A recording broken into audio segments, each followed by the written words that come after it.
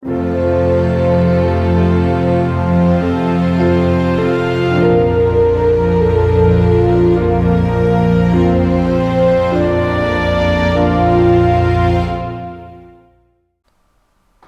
everyone, welcome to our channel Learn with Rajat Vashisht. I have created this channel for all those who aspire to learn topics on business, PMP, PGMP, PFMP, CSM and others, and do not know where to start or do not want to pay expensive fees for the purpose of learning and adding knowledge. I believe the best way to learn is by sharing and teaching, and hence this channel. This series is about PMP certification and we will cover all the aspects and knowledge areas in detail to not just clear the PMP certification but also to build thorough understanding and insight to improve us as a practitioner of PMP philosophy. Before we get started, let me give a quick background about myself. My name is Rajat Vashisht and I have close to 11 years of experience in project, program and product management. I am BTech Honors in Computer Science and Engineering from NIT Jamshedpur and MBA in Marketing and Operations from IMT Ghaziabad. Currently, I am working as a program manager for one of the largest and most secure mobile wallets in India. Apart from this, I have 3 patents on my name in renewable energy and transport and have done 2 startups in the past. That's about me.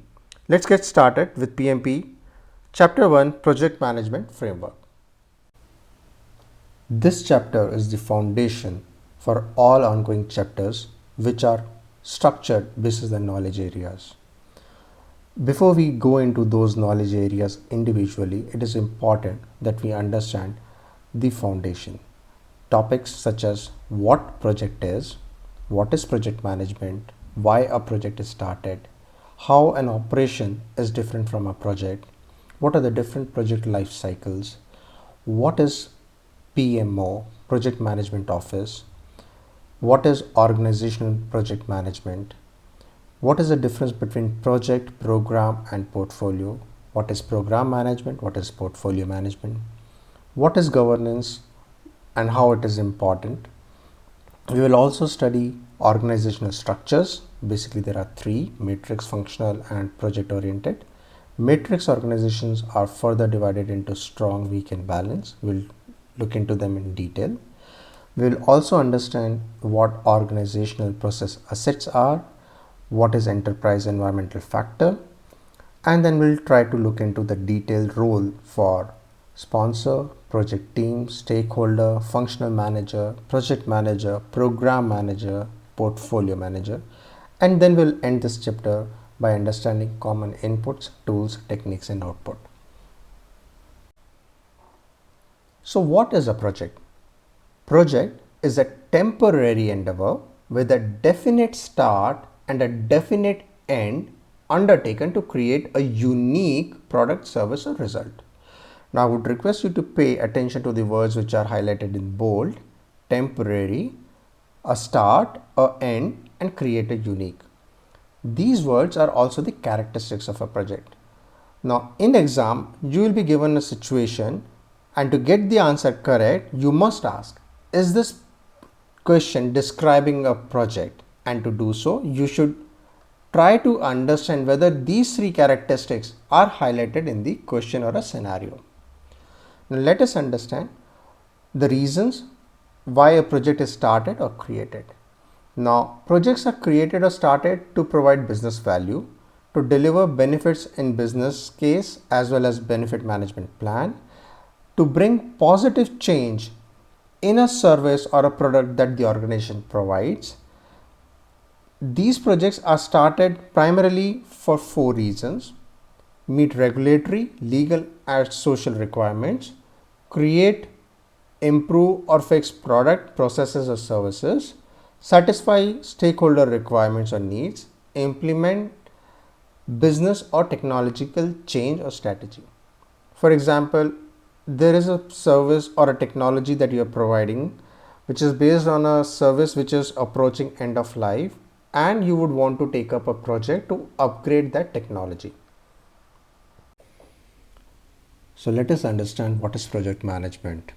Well, To simplify, we can say managing a project is project management. Well, then, yes, but in the context of PMP and for the purpose of clearing PMP, PMP defines project management as both a science and the art to apply knowledge, skills, tools, and techniques to activities to meet project requirements and to achieve organizational goals and objectives effectively and efficiently. The science is the systematic process of managing work efficiently and effectively to deliver planned results. This includes tailoring efforts to meet the needs of the project and using appropriate processes and tools to accomplish the work. The art relates to how project manager uses his interpersonal and team skills and uses them to influence, organize and strategizing the activities and requirements between the team members for the successful outcome of project. Effective use of project management ensures that the organization is focused on the most important work, and because of appropriately tailored planning efforts, the work is done correctly and in the most time and cost effective manner. It also helps us to identify the risks in a planned way before they occur, and we manage our communications better. This in all helps us to achieve better quality and a better stakeholder satisfaction. Now let us understand the importance of project management. Now project management is important because it increases your chance of success, of the successful outcome of the project. It makes you more predictable because you follow a very systematic and methodological approach to your project. It increases the stakeholder satisfaction and expectation. It helps you meet business objectives. It helps you identify and respond to the risk in a timely manner. It helps you to manage your constraints, triple constraints, scope, cost and time, and other constraints, quality and resources in a better and efficient way. It also helps you to optimize the use of organizational resources. Let us understand the difference between projects and operations. Now, projects, as we have learned, has got three characteristics. It creates a unique product, service, or result. It is a one-time activity, task, or endeavor, and it has a definite start and end date. Contrary to projects, operations produce similar product, service, or results. It is an ongoing activity and it has got no defined time frame. Now let us take two examples, one from the IT sector and one from the manufacturing sector. Let's take automobile from the manufacturing sector. Now let's take an example from Tata Motors. Tata Motors is a company. It has got two divisions, two portfolios, a truck commercial one and a private one. Now within that portfolio, there are programs. Now these programs can be SUV, sub 4 meter SUV, sedan, mid-size sedans, likewise, right? And within the SUV, there can be new projects. How it is let's say, Tata Motors was known for Tata Safari, and recently they launched Tata Harrier, right? And now they are launching a new SUV, which is Tata Gravitas. Now these SUVs, when the concept were designed, a prototype was created and the whole model was fit into the program, that time, that from the start of the concept to the first unit produced is a project, because they have undertaken this activity to create a unique product, which is Tata Harrier, from the rest of the stable, whatever their lineup is. And it is a one-time activity. They were not continuously designing this activity, and it has got a definite start from the design on the paperboard to the first prototype produced in a definite end. Now once it goes into a production line, it becomes an operation, because all those Tata Harriers coming out of the production line would have a similar products, service, or a characteristic, correct? And therefore it is an operation, and it is an ongoing activity, and there is no defined time frame. It will continue to produce as long as there is a demand in the market for that product. Now when a project is finished, the deliverables are transitioned to ongoing business operations, so that the benefit of the projects can be incorporated into the organization. That is what we learned from the concept of Tata Harrier. there was a design, there was a final prototype. This phase was the project phase, and then the manufacturing line was basically the operations. Okay, now let's take an example from IT. I'll give an example from my own company. So we have multiple wallets. Okay, let's go a step up. Our company has got two main divisions, two main portfolios. One is payment securities and second is mobile payments. I belong to mobile payments. Now in mobile payments, there are multiple programs. We got program for India, we got program for Southeast Asian country, we got another program for another Southeast Asian country. Let's take my program for India. In that we got, my program is called PayZapp, and this has got multiple projects.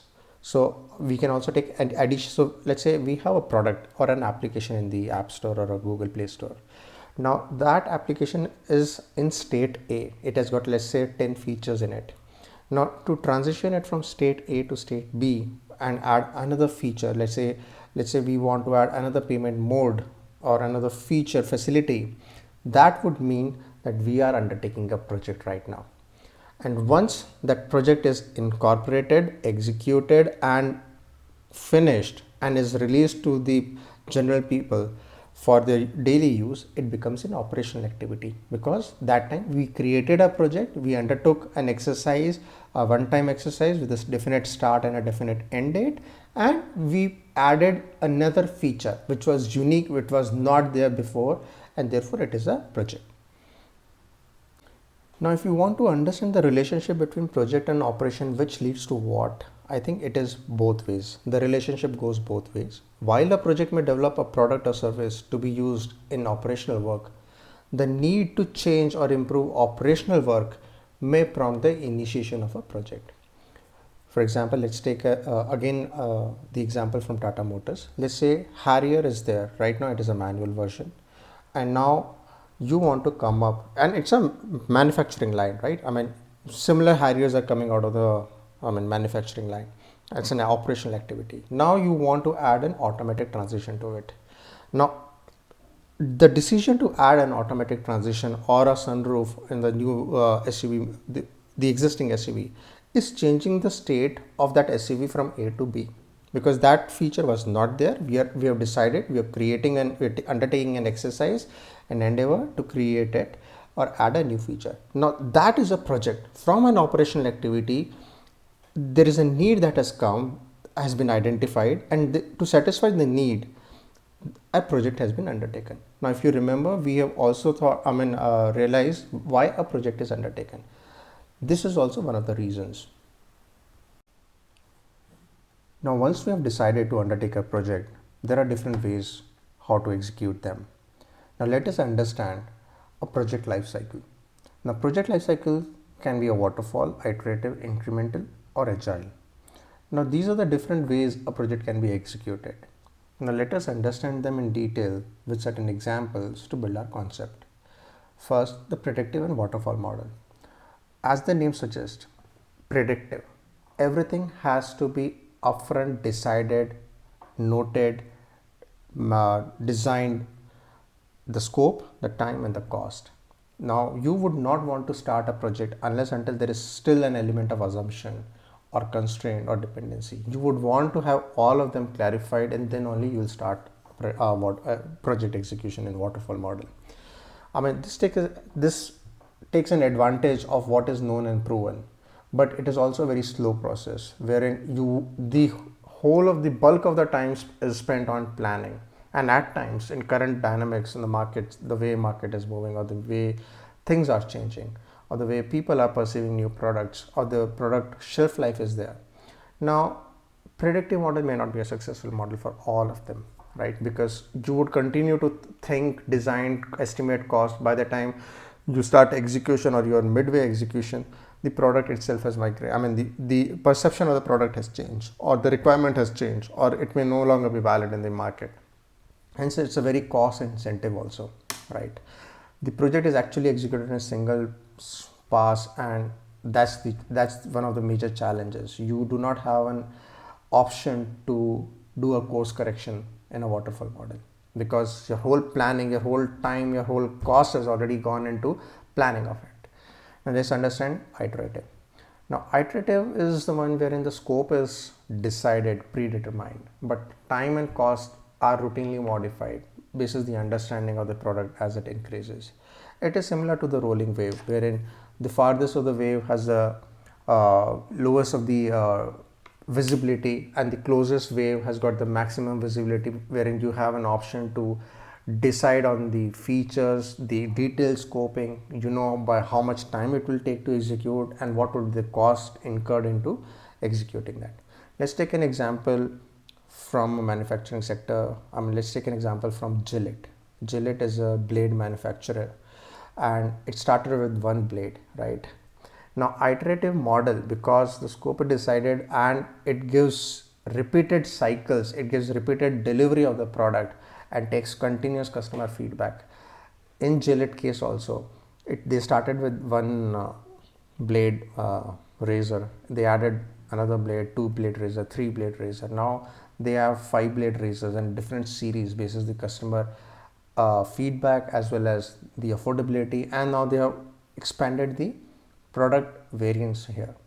Now this has helped them to achieve feedback on partially completed work to improve and modify their product, right?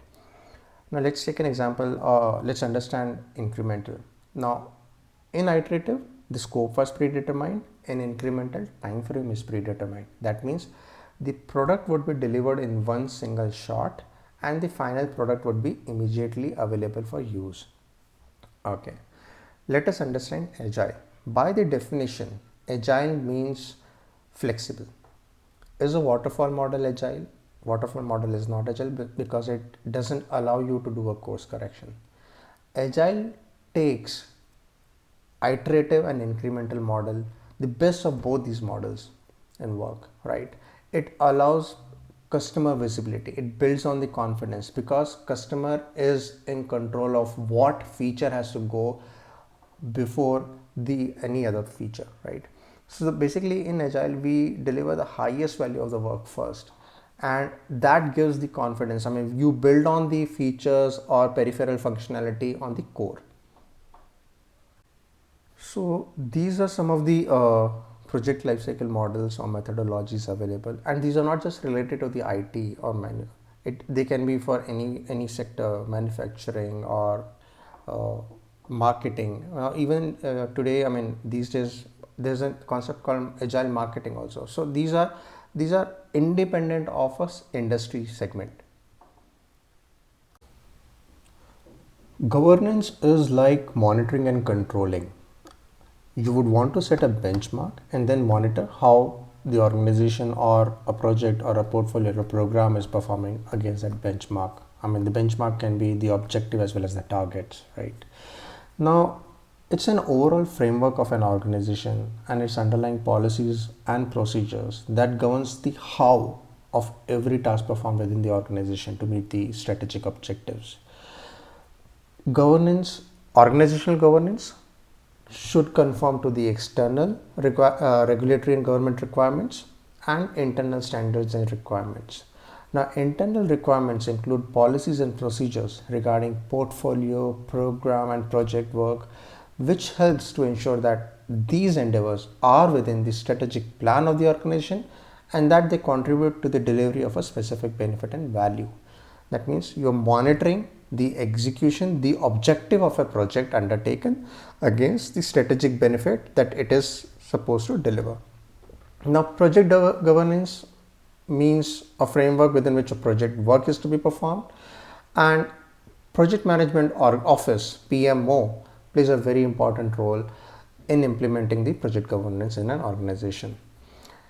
PMO ensures that the project governance is in line with the process and policies regarding such as risk, resource, communication, and change management. Now let us understand what is portfolio and portfolio management. Well, a portfolio is basically a business unit, a division, a line of business, or a cost center. In the example that I've given you from my company, we have got two portfolios, two business units. payment securities, and mobile payments. Now, all the projects programs that are lined up under those two portfolios are aligned to them.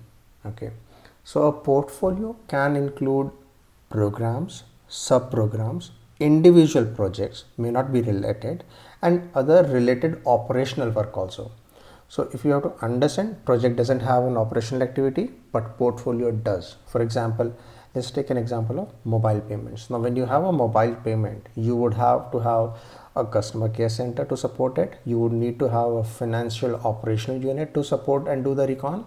You would need to have business operation units to support the uh, program, right? Now, these are clubbed into all these programs or portfolios, independent projects, and other related work are clubbed together in a portfolio because they need to be prioritized and implement to achieve a strategic goal.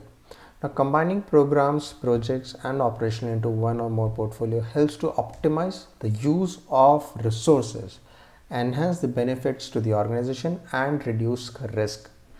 Because you would not want one project from a mobile payment to be run under a payment securities, right? That would not meet the strategic objective. That would need somebody to spend more time in understanding the functionality and the product itself, then start the development. And therefore, projects are combined into programs, and project programs are combined into portfolios. So hierarchy is portfolio, program, and projects. Now, projects and programs that make up a portfolio may not be related, other than the fact that they are helping to achieve a common strategic goal, and that is mobile payments or payment security in our example. A project may be included in a portfolio based on the potential return on investment, strategic benefits, and alignment with the corporate strategy that it is set to achieve.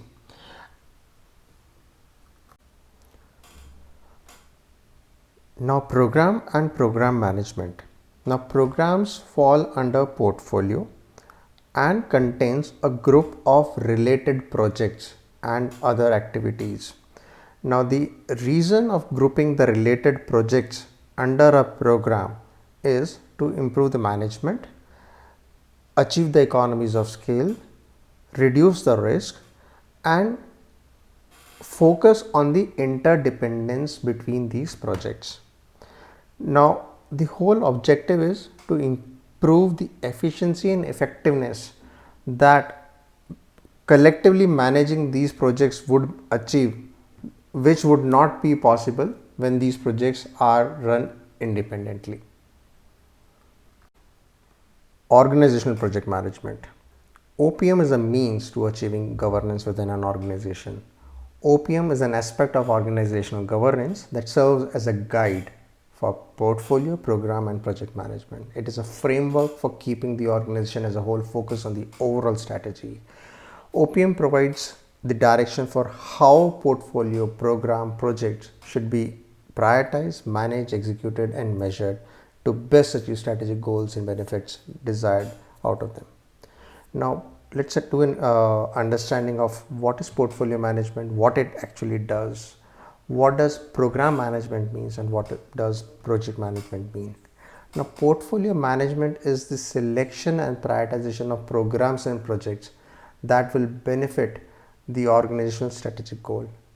From our example of Tata Motors or from a manufacturing sector, addition of a sub 4 meter SUV segment program in their portfolio was a strategic objective, strategic move to gain a market share in yet to be explored segment and much more pocket friendly segment for the consumers. Program management includes coordinated management of related projects to achieve the specific benefits that supports the organization's strategic goal, which would not have been achieved while managing these projects independently. And project management means managing or to develop specific scope which supports the portfolio and program management objectives and ultimately the organization's strategic goal. Project management is at the bottommost layer of the pyramid, wherein it actually works on the scope, time, and cost aspect of an effort or an endeavor that has to be undertaken, which is in alignment with the overall strategic objective. Project Management Office, also known as PMO. It is a separate unit or a department within an organization that provides or ensures compliance within project governance. It is it envelopes project, program, and a part of portfolio, and it oversees and standardizes the management of project through following forms. So there are basically three forms of PMO. One is supportive, controlling, and directive, and they have varied level of control over the projects and project management, right? So let's start with supportive. Now, supportive has the lowest level of control over projects. It basically provides policies, methodologies, templates, lessons learned for managing projects within the organization.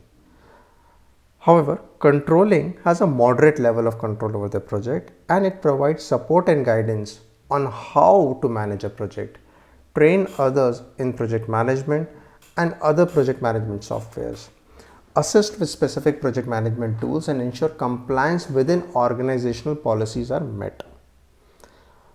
Directive PMO has the highest level of control on the projects, to an extent that it also facilitates by providing project managers for different projects, and it is also responsible for the result of those projects.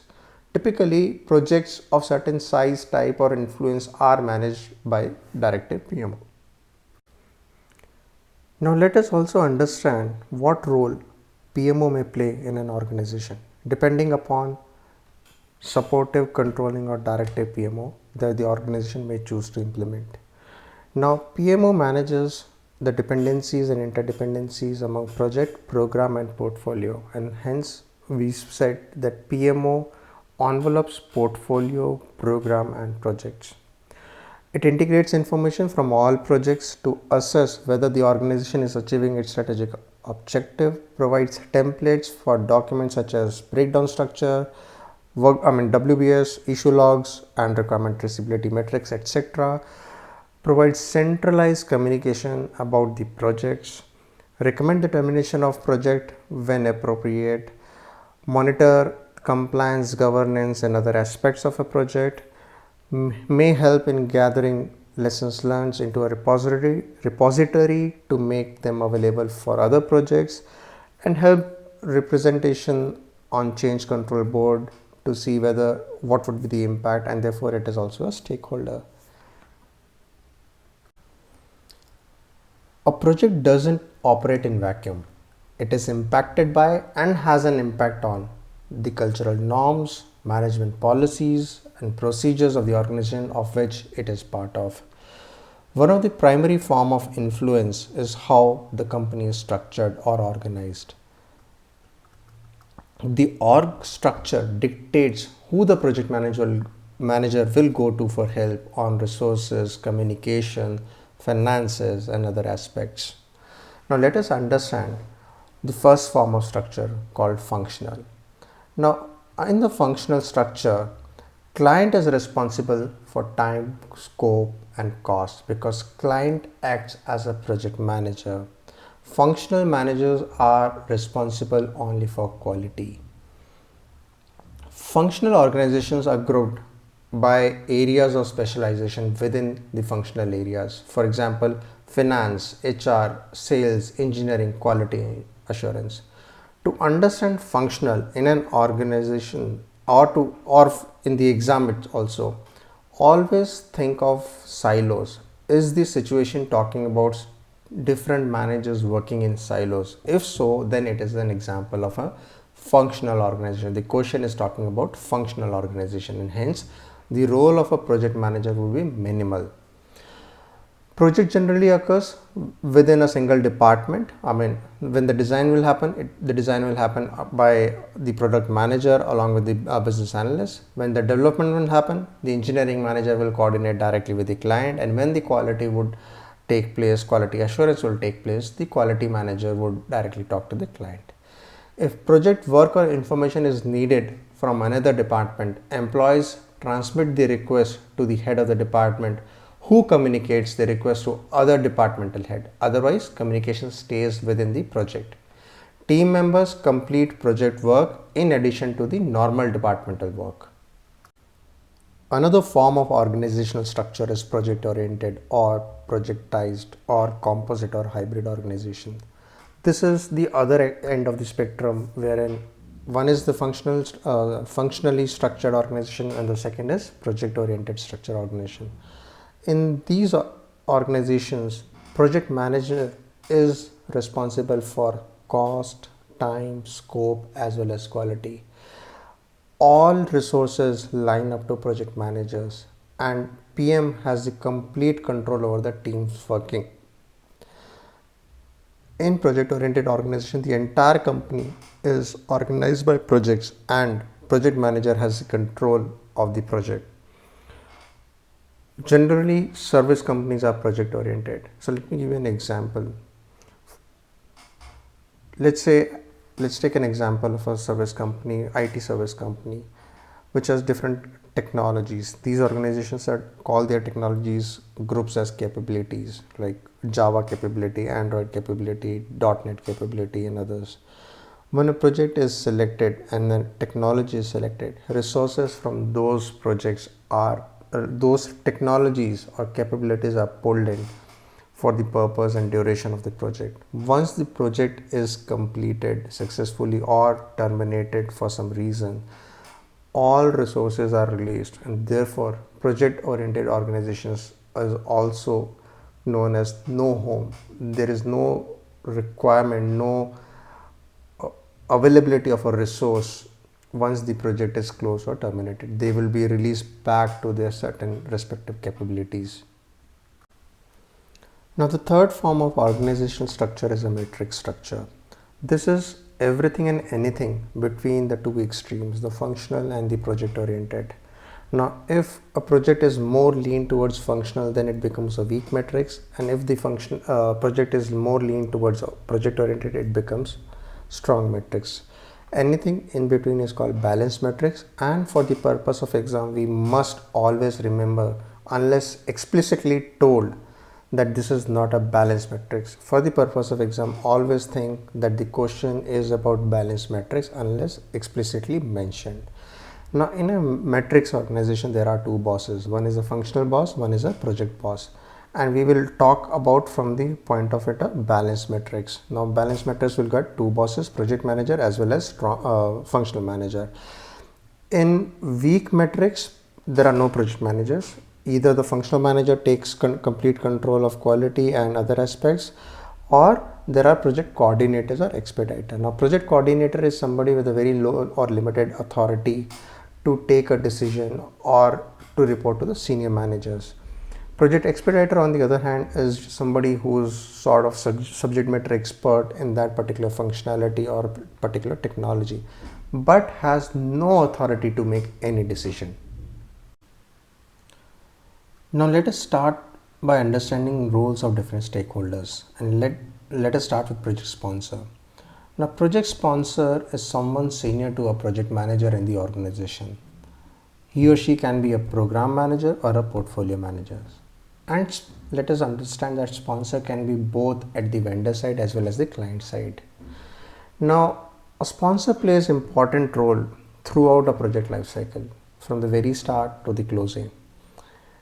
Now during the initiation, project initiation or initiating process group as we call it, a sponsor is responsible for inputs on project charter. This is the very first step. Okay, inputs. A project is not initiated unless until a project's charter is signed by the sponsor. Sponsor provides funding and financial resources for the project. Sponsor provides high-level requirements, scopes, assumption, and constraint. Sponsor also participates in creating a business case and justifying it to the senior management to get their backing. It defines the success or failure criteria and measurable project objectives. Project sponsor assigns a project manager on a project and assigns the authority that the project manager will hold in the project. He also participates and may dictate the prioritization of the project from the roadmap basis the cost benefit analysis, organization strategic alignment, and business case. During planning phase or planning process group, a sponsor may act as an expert, subject matter expert, may provide mentorship to the project team and approves final project plan. He may also dictate what sort of reports, work performance reports will be required by the senior management. During execution, monitoring and controlling, a sponsor protects the project from unnecessary change. Changes are inevitable. During the execution, throughout the life cycle of a project, multiple changes comes or are requested. Now it is a responsibility of a change control board and of the sponsor, because at the end he is providing or she is providing the sponsorship or funding to the project to protect from unnecessary changes, and therefore changes may be accepted if they are valid and would add value and not very cost incentive, or can be delivered within a stipulated time frame, or they can be put on hold, that they may be taken up later in next phase, or they are rejected straightforward.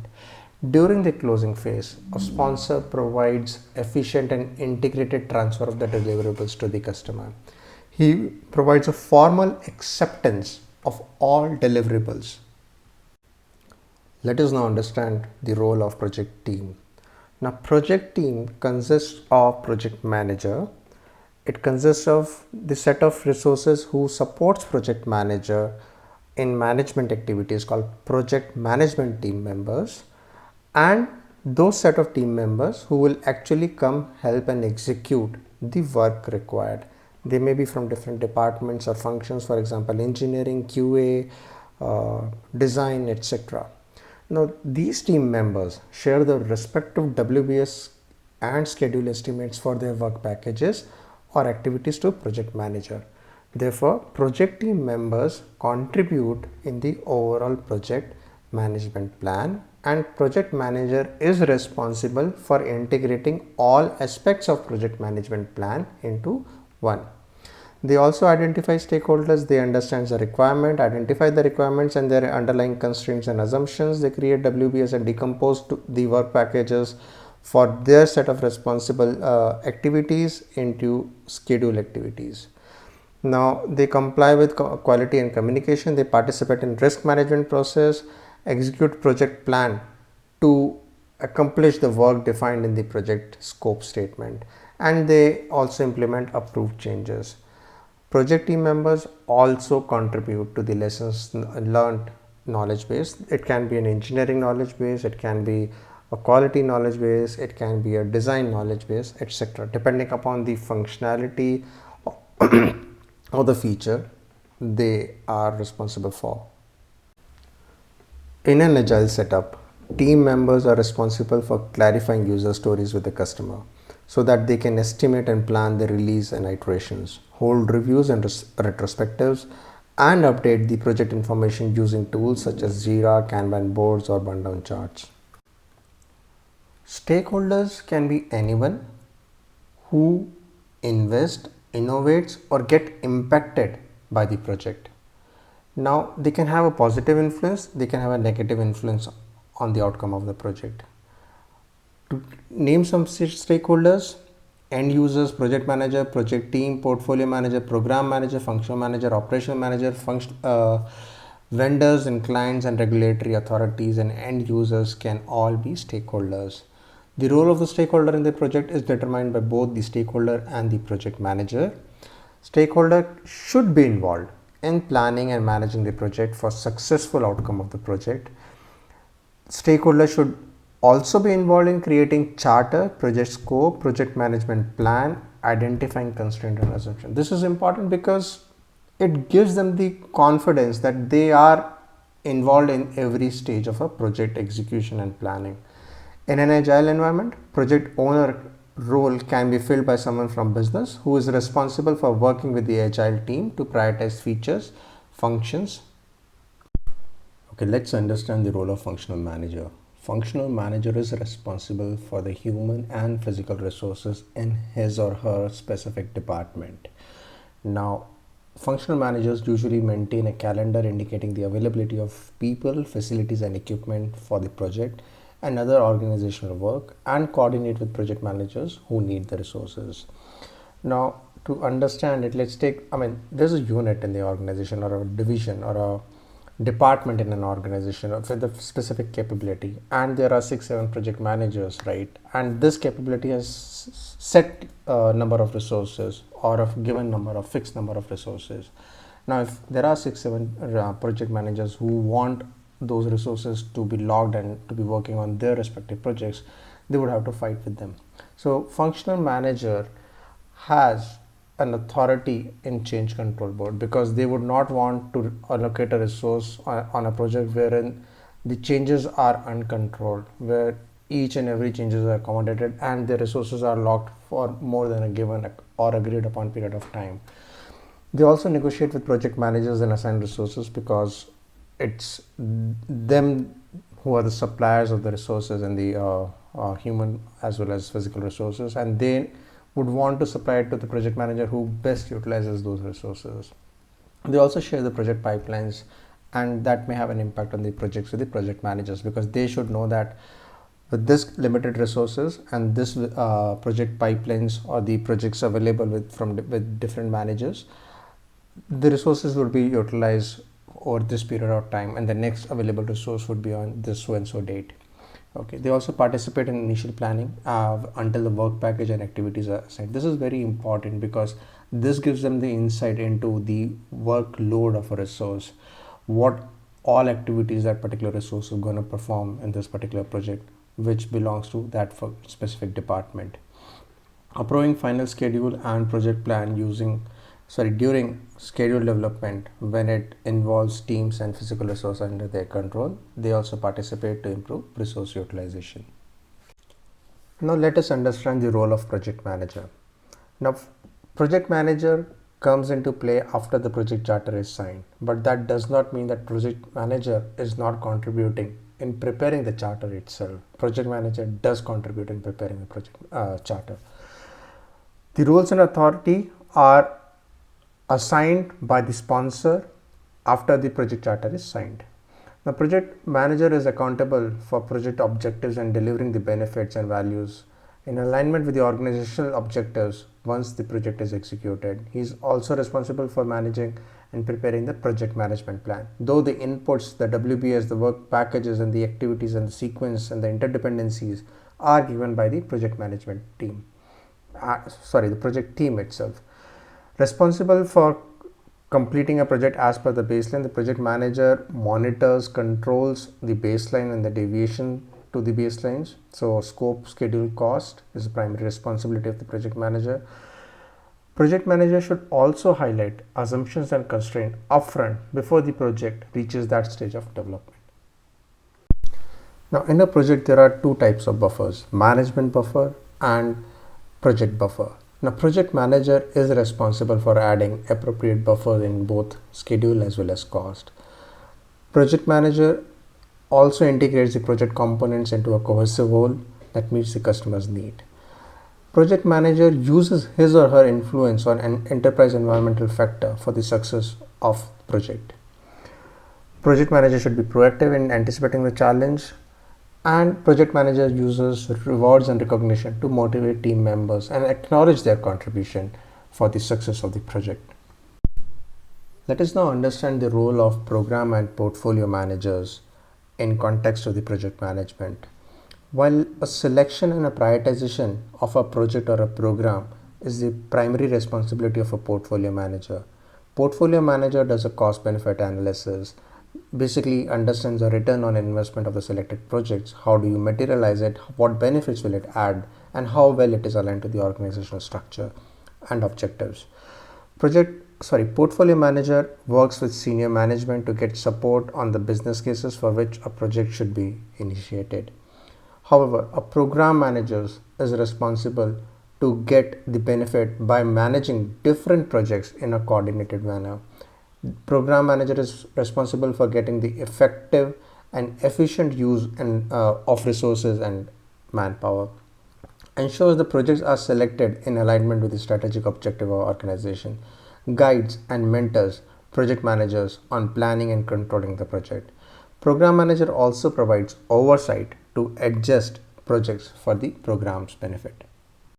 Organizational process assets is a very important concept, not just from the point of view of PMP, but also from the point of view of an executioner of a project or a contributor to the project.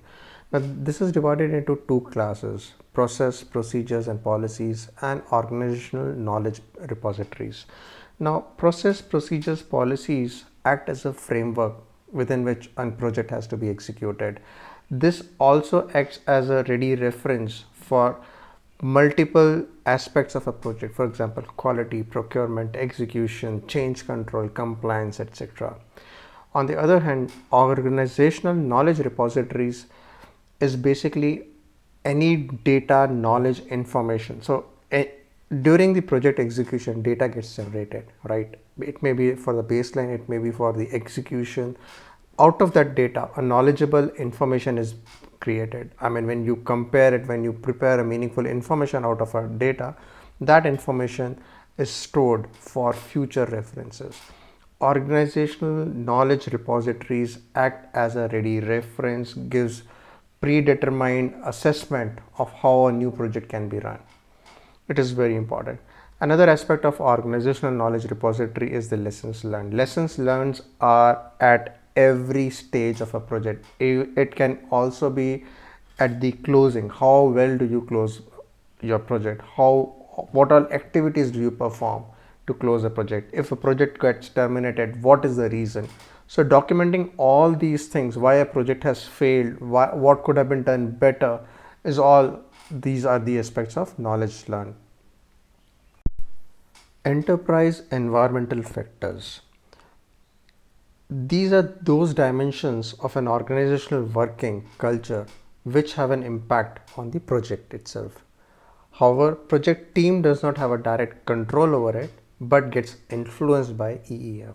Now, there are different types of EEFs. External EEFs could be governmental or regulatory factors that apply to the performing organization. For example, in our fintech sector, RBI and banks, other regulations, NPCI, all these regulatory bodies influences the course of a project.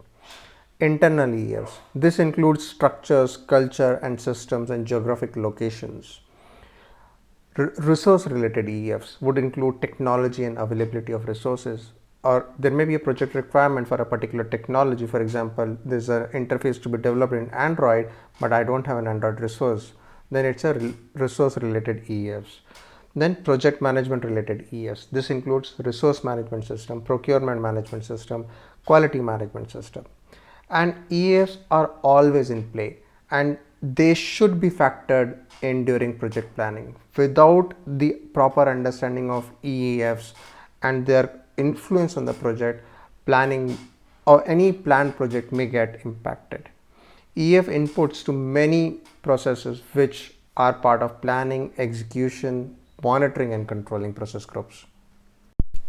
Now finally, let us understand some of the common inputs, tools, techniques and outputs.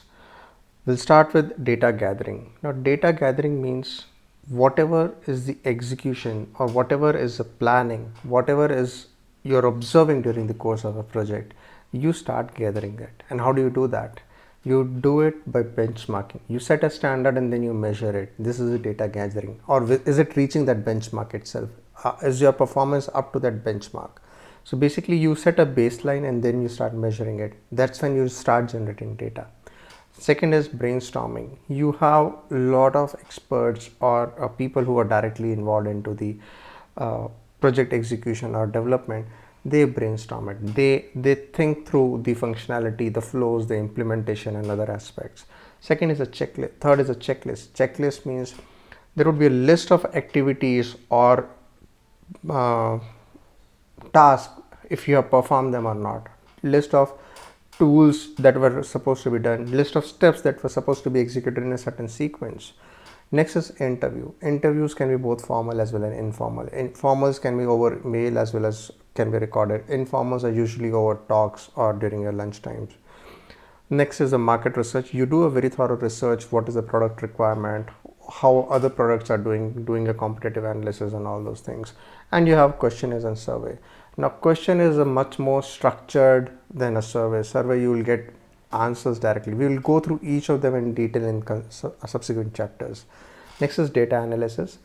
Data analysis is, you do data analysis once you have gathered data. Now you would want to understand and come up with an information of the data that you have collected. Now you do an alternative analysis, you do assumptions and constraint, you do cost benefit analysis, you do document analysis, you do earned value analysis, and you do performance review. We'll go through them in detail in subsequent chapters as and when these would actually come and play a role in a particular process. Data analysis also includes reserve analysis, simulation, SWOT, root cause analysis, trend analysis, variance analysis, and what if analysis. Next in ITTO is data representation. Before we go into it, let us understand the sequence. Whenever you prepare a plan, you set a baseline, you do a planned activity. When the project gets executed, you do an actual. So data captured in actual is also a data form. But when you do an analysis of a plan versus actual, you do a variance analysis, or you do you try to build an understanding out of it, right? That is called analysis. That's called data information. Work performance data, work performance information. Now you have an information, you had data which backed it. Now you want to present it to senior management or to all stakeholders who may have a positive or negative influence on your project. For that, you do data representation. Data representation can be done by affinity diagrams, cause and effect diagram, control charts, flow charts, mind mapping, hierarchical charts, logical data model, matrix diagram, scatter diagram, stakeholder engagement, assessment matrix, text oriented formats. Next is decision making. Now you have presented the data, work performance report to management, then they would do a decision making. Now decision making can be done by voting, multi-criteria decision making. And then you do a communication. You do an active listening, feedback, meeting, presentation. Now the last part of this chapter, project management framework, is project manager skill that you should understand. A project manager's skill can be interpersonal and team skills, which can be conflict management, cultural awareness, decision making, emotional intelligence, facilitation, influencing, leadership, meeting management, motivation, negotiations, networking, observations, conversations, political awareness, team building. And the final is estimating. Analogous estimation, bottom-up estimation, top-down estimation, expert judgment. These are all aspects of a project manager's skills.